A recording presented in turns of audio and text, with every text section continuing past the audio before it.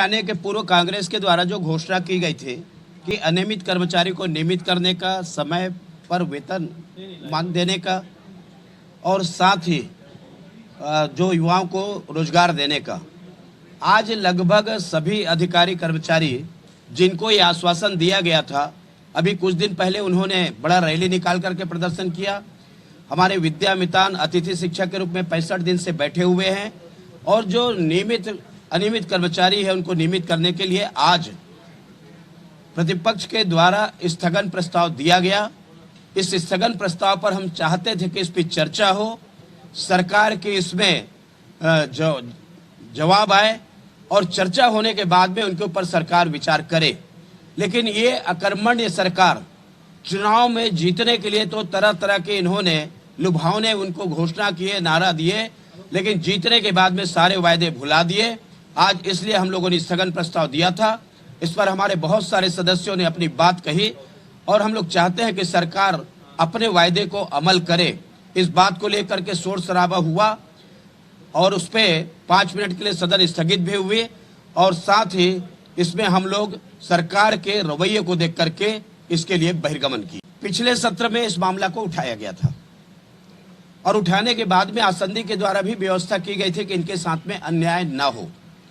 मंत्री जी ने भी जवाब में कहा था, आज पुनः एक प्रश्न उसमें लगा था कि आपने जो कार्य आदेश जारी किया है और उसमें दिया गया है कि जब तक वहां रेगुलर भर्ती नहीं हो जाती तब तक उनको काम में रखा जाएगा, उनको वेतन दिया जाएगा।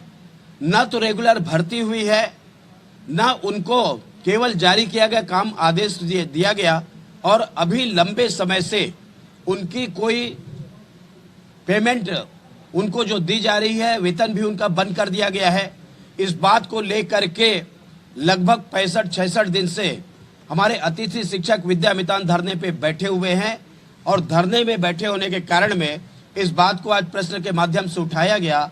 मंत्री जी से हम लोग ने जवाब में ये चाहते थे कि उनको समय पर वेतन दिया जाए और इसके साथ में जो रेगुलर भर्ती में उनके प्रक्रिया में शामिल करने की बात थी उस पर अमल किया जाए।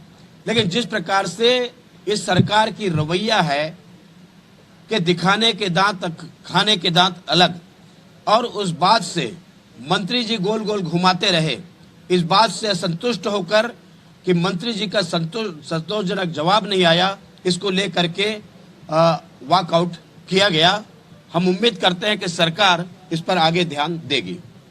गंभीर मरीजों के लिए उच्च इलाज, 24 घंटे डॉक्टर्स एवं प्रशिक्षित नर्सिंग स्टाफ, एंटीजन एवं RT-PCR टेस्ट की सुविधा, आपातकालीन स्थिति में वेंटिलेटर के साथ एम्बुलेंस की सुविधा, ICU की सुविधा, साथ ही साथ शासकीय शुल्क में इलाज की सुविधा उपलब्ध है।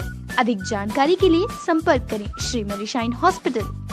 हमारा पता है Shri Medishine hospital, new Rajendra Nagar, Amlidih, Raipur.